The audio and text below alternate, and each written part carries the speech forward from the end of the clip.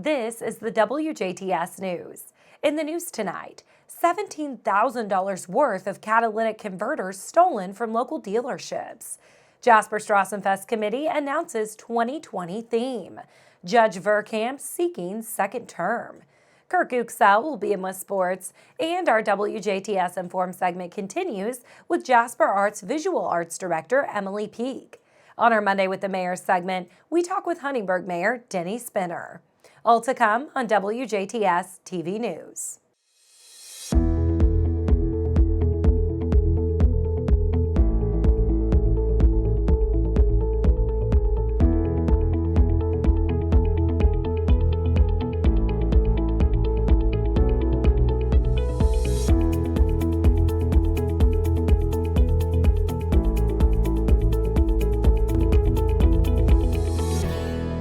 Good evening, I'm Jenna Schaffer with the news. The Jasper Police Department is investigating after nearly $17,000 worth of catalytic converters were stolen from local dealerships. JPD Detective Gregory Brescher says 4 were stolen. 2 were taken from trucks at Ubilar & Sons and from Ruxer Ford Lincoln in the middle of December. Ubilar & Sons fixed operations manager Sean Vogler tells us thieves even cut the frame of a truck in the process. I have spent as much as $16,000. The one truck, they actually cut the frame. I had to put a frame underneath it. Ruxer Ford Lincoln manager Phil Abbott says it ended up costing them thousands of dollars. Just replaced them, and my cost on one of them was $5,500. The other one was $5,700. Abbott says it's very frustrating to deal with a problem like this. Business is tough enough the way it is, and then you have something like this where you've got to spend this many thousands to repair the vehicle so it can be resold and still be covered under factory warranty, but then you have to disclose it, and there's a diminished value then because somebody stole parts off this truck. Well, it's not pristine and perfect like it was from the factory. And this is not the only expense that the dealerships are facing. Due to the thefts, both dealerships say they've spent thousands of dollars on more security cameras and lights. According to Detective Brescher, these thefts come in waves. We've had this happen in the past. It kind of goes in waves, I guess. We'll get hit one week and somebody will come in town and start cutting off catalytic converters, and then we won't hear about it for a year or 2 years, and then they'll come back through again. So Brescher says this is still an ongoing investigation and are increasing patrols at the dealerships. If you have any information about these thefts, call the Jasper Police Department at 812-482-2255 or remain anonymous and call the tip line at 812-481-2677. The Jasper Strassenfest Committee is announcing this year's festival theme. Committee members chose this year's theme, celebrating Jasper's commitment to higher education, to recognize VU Jasper campus's 50th anniversary. The official 2020 Strassenfest logo is in the design phase and will be released to the public in a few weeks. This year's Parade Hofmarschall, or Grand Marshal, is president of VUJ Foundation Board of Directors Dan Fritsch. While in this role, Fritsch is speaking briefly at opening ceremonies on July 30th and is leading the Strassenfest Parade on Sunday, August 2nd. Fritsch is a lifelong Jasper resident and proud VUJ alumnus.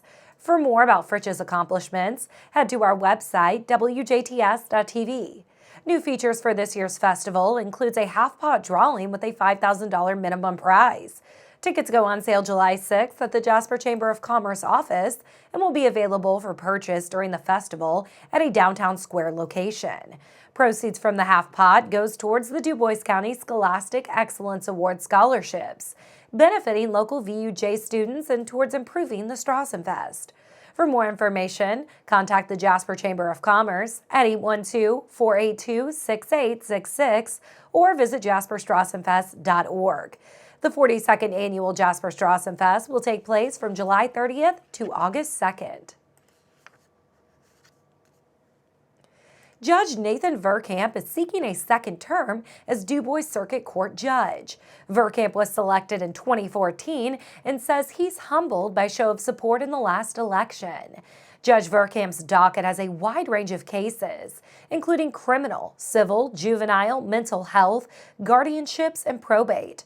Verkamp says he's enjoyed the partnerships and friendships formed while on the bench. He's especially proud of the partnership with local schools, developing a unified truancy program.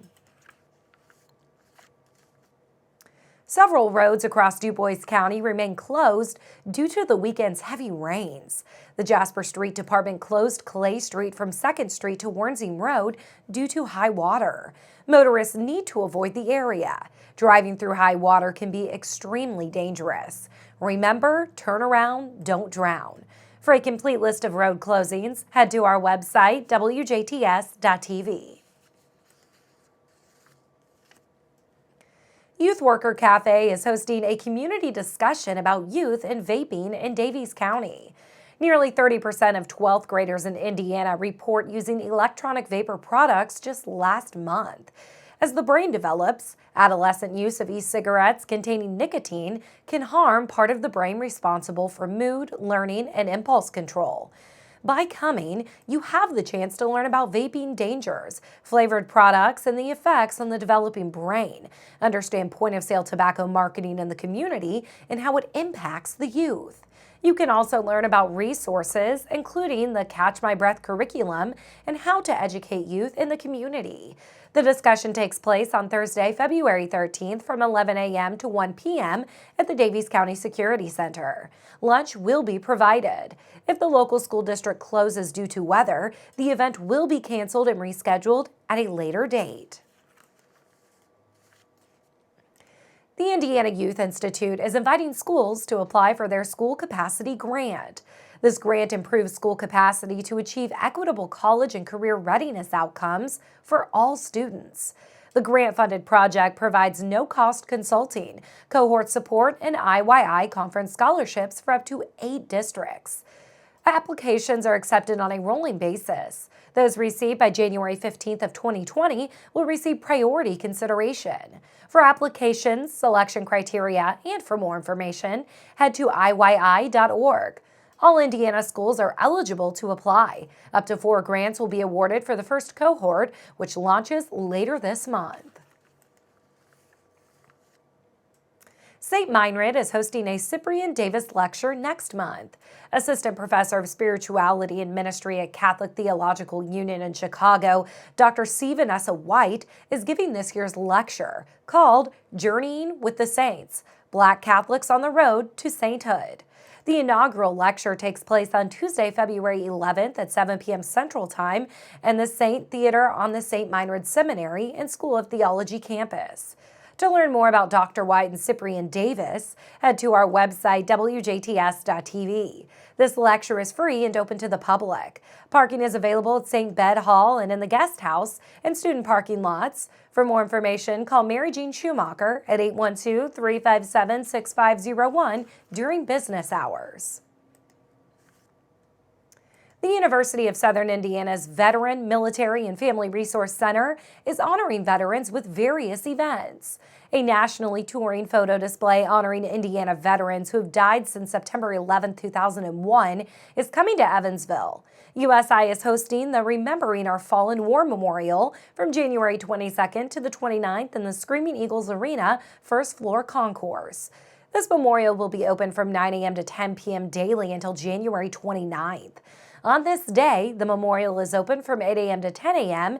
in order to move it to the next site. An opening ceremony takes place at 10 a.m. on January 24th at the Screaming Eagles Arena and dedicates the POW MIA Chair of Honor Memorial. This will be a permanent fixture to view on a year-round basis. USI is also hosting the 7th annual Hoops for Troops Military Appreciation Game on Saturday, January 25th. The game honors members of the United States Armed Forces. The Screaming Eagles are hosting Quincy University for Great Lakes Valley Conference men's and women's doubleheader. The women's game starts at 1 p.m. and the men's game start at 3:15. In order to get free tickets, veterans and military personnel must present their military identification or proof service at the Screaming Eagles Arena ticket window. Veterans, military personnel, and their guests can get up to 5 free tickets. County clerks are worried about the proposal to extend Indiana's Election Day voting time by 2 hours. Clerks are afraid that changing the state's current 6 p.m. closing time to 8 p.m. could make it harder to find enough poll workers. Republican Rep. Tim Wesco of Osceola is sponsoring the bill and says Kentucky and Hawaii are the only other states with poll closing times that early. According to those who support this time change, it could help boost Indiana's voting turnout. Indiana's turnout is one of the lowest in the country. We'll take a look at your weather forecast when we come back on 18 WJTS.